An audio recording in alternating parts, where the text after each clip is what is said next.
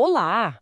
Hoje a gente mergulha num texto bíblico assim, de imagens muito fortes. O capítulo 32 de Ezequiel. É basicamente uma lamentação, sabe? Um canto fúnebre para o faraó do Egito. E a linguagem usada, nossa, é de tirar o fôlego mesmo, né? O faraó, ele é chamado de leão entre as nações, mas logo depois, de um jeito ainda mais impactante, ele vira um monstro marinho, um dragão nos mares que agita tudo, suja as águas. Que força tem isso, hein? Por que essa escolha é tão visceral? Essa escolha de imagens é chave, né? Comparar o faraó a um monstro marinho, tipo, caótico, não é só para chocar. Sugere que esse poder opressor é algo meio antinatural, sabe? Que perturba a ordem criada. Aí o texto descreve uma intervenção divina, que é direta, implacável mesmo, para conter esse caos. Fala de Deus lançando uma rede sobre ele, arrastando para a terra seca. E as consequências são brutais, né? A carne exposta para as aves, para as feras, o sangue encharcando a terra. A imagem é de uma derrota, assim, absoluta, humilhante. Não deixa dúvida sobre a seriedade do julgamento. Exato. E o texto leva isso para um nível quase cósmico. O céu se cobre de luto, as estrelas perdem o brilho, o sol se esconde atrás de nuvem. É como se a queda do Egito abalasse a estrutura do universo, entende? Sim, Simboliza o fim de um poder que se achava absoluto, eterno. a escuridão que cobre a terra do Egito é literal e também, claro, metafórica. E essa queda não fica só no Egito, né? O texto diz que outros reis ficam horrorizados, tremendo pela própria vida ao ver o colapso. E aponta o agente humano disso tudo. A espada do rei da Babilônia, que vem da mais terrível das nações. Fica bem claro que tem uma dinâmica geopolítica aí, sendo usada dentro desse plano divino descrito no texto. Sim, a queda serve de aviso, um aviso bem aterrorizante. E a descrição da desolação do Egito é muito específica. As multidões silenciadas, o gado destruído, as águas que antes eram turvadas pelo tal monstro, agora ficam calmas, paradas, sem vida, né? É uma imagem de silêncio de túmulo. E nesse cenário todo, tem uma frase que se repete, quase como um refrão teológico. Então saberão que eu sou o Senhor. A destruição não é à toa, né? Ela tem um propósito, revelar a soberania divina sobre tudo.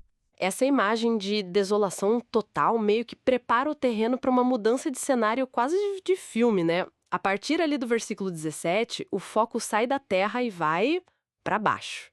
O Egito é mandado para o Sheol, para o mundo dos mortos. É uma descida para a cova, para o abismo, como o texto chama. E lá, olha só, o Egito e o faraó não estão sozinhos, não. O texto lista outras grandes potências, outros líderes que já tiveram o mesmo fim.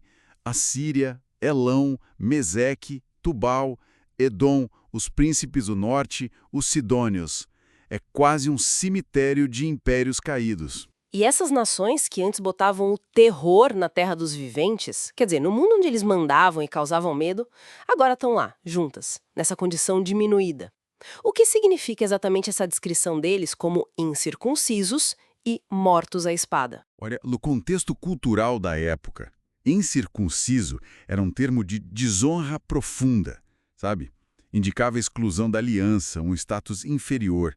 E morto à espada reforça a ideia de uma morte violenta, resultado de um julgamento. Eles estão lá, deitados juntos, sem a glória antiga. E aqui vem uma ironia psicológica bem interessante. O texto diz que o faraó vai encontrar consolo ao ver que todos esses outros poderosos compartilham o destino de vergonha dele. Esse consolo só quase perverso, né? É só aquela coisa da miséria adora companhia. O alívio de não ser o único a cair tão baixo. Ou tem algo mais profundo aí, sobre a natureza do orgulho humano? Eu acho que vai além da simples companhia na desgraça, sim. É um comentário ácido sobre como o orgulho e a comparação persistem mesmo na derrota final. A única satisfação que resta para o tirano caído é ver que os antigos rivais também foram humilhados. Isso só sublinha a futilidade, o vazio daquele poder que se baseava só em impor terror, né? O nivelamento na morte expõe como toda essa grandeza terrena era frágil, no fim das contas. Então, o quadro completo que Ezequiel 32 pinta pra gente é esse. Um julgamento divino pesado contra o poder opressor, contra o orgulho sem medida. Personificado no Egito, claro, mas colocado num contexto maior, de um padrão que atinge todas as potências que confiam só na própria força.